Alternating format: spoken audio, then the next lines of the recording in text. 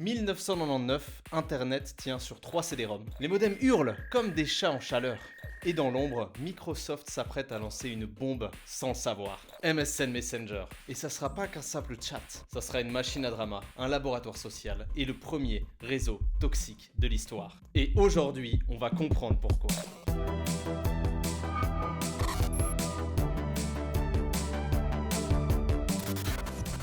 La naissance. Tout commence dans les laboratoires de Microsoft. À l'époque, le king du chat, c'était ICQ. Une app bordélique, mal codée, mais terriblement addictive.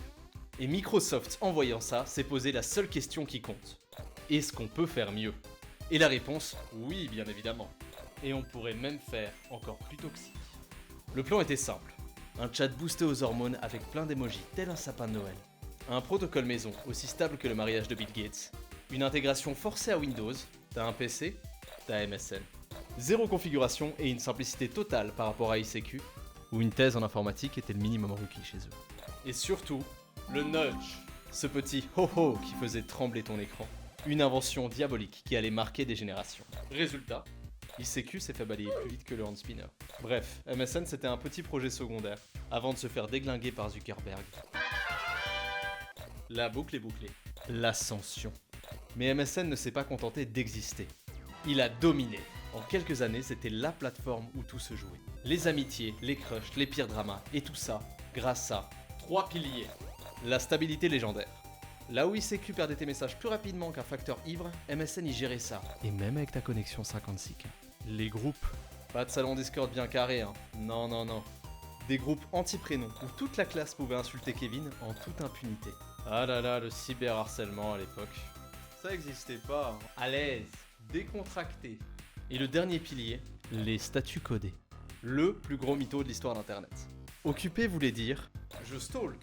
En cours signifiait « je joue à Counter-Strike ». Et déconnecté, en fait personne n'était jamais vraiment déconnecté. 21h, l'heure où tout le monde était connecté.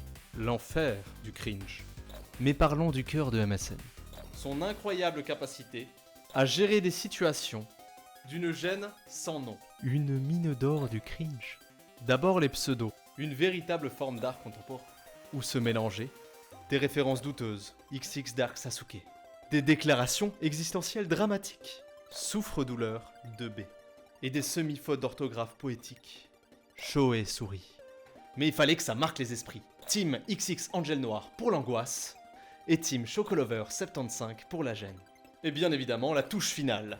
Des cœurs, des émojis douteux, et surtout, des petits morceaux de Tokyo Hotel. Un chef-d'œuvre du malaise. Et les statuts. Oh mon dieu, les statuts. La création du passif agressif d'Internet. Ne jamais faire confiance. Écrit par un gamin de 12 ans. Mais surtout, vous l'attendiez, les nudges. Une vibration infernale digne d'un DDoS amical. Le saviez-vous? Apparemment, la légende urbaine dit que le record du monde des spam nudge est détenu par un Français. 127 ho ho en 1 minute. Tu m'étonnes, le PC il était détruit après. La chute. Mais tout empire connaît sa fin. Et pour MSN, ce fut une chute digne d'une tragédie grecque. D'abord il y a eu le bug. Code 800 488 20. Un bug légendaire qui a laissé des millions d'ados en PLS. Incapables de se connecter. Et ça a duré 3 mois. T'imagines TikTok down pendant 3 mois? C'est une situation sans précédent qui se passe aujourd'hui. Effectivement, TikTok est down depuis 3 mois maintenant. Le corps enseignant ne sait plus quoi faire et des émeutes commencent à arriver dans les collèges. Les forces de l'ordre tentent de donner leur maximum afin d'apaiser la situation. Nous retrouvons notre envoyé sur place. Et ensuite, Microsoft a commis l'irréparable. L'intégration forcée avec Facebook. Adios les pseudo-anonymes. Il fallait maintenant s'identifier avec son vrai nom et assumer. Une hérésie pour une génération qui avait fait de son pseudo une seconde identité. Adieu XX Dark Sasuke. Et bonjour à Michel Dupont. Ah bah oui, là ça claque moins du coup, hein. Surtout à l'époque. Et enfin, pour finir, la trahison. MSN fusionne avec Skype. Le problème, vous me direz, c'est que Skype c'est une app pour faire des réunions. Chiant. Alors que MSN c'était la street. Le choc fatal. Passer de MSN à Skype, c'était comme passer de McDo à Gastro. Ça matche pas. MSN est-il donc mort? Oui, évidemment. Mais son ADN, lui, est toujours présent. Partout sur la toile, infiltré comme un virus.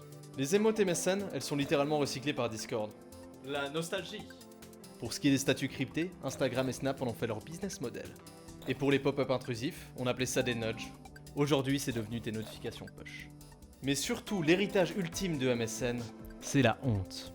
Parce que oui, sur un vieux disque dur ou un vieux forum oublié du web, ton pseudo Kevin Swag ou Angèle Noire existe encore. Bref, en soi, MSN a disparu, mais Internet n'a jamais été aussi toxique. Belle réussite. Et toi, c'était quoi ton pseudo MSN? Mets-le en commentaire. Partage-nous le meilleur drama que t'as eu à cette époque-là. Si la vidéo t'a plu, n'hésite pas à t'abonner, à activer la cloche et à mettre un like. C'était La Belle Verse, et n'oubliez pas, derrière chaque AFK, il y a un solitaire, avec un pseudo éclaté.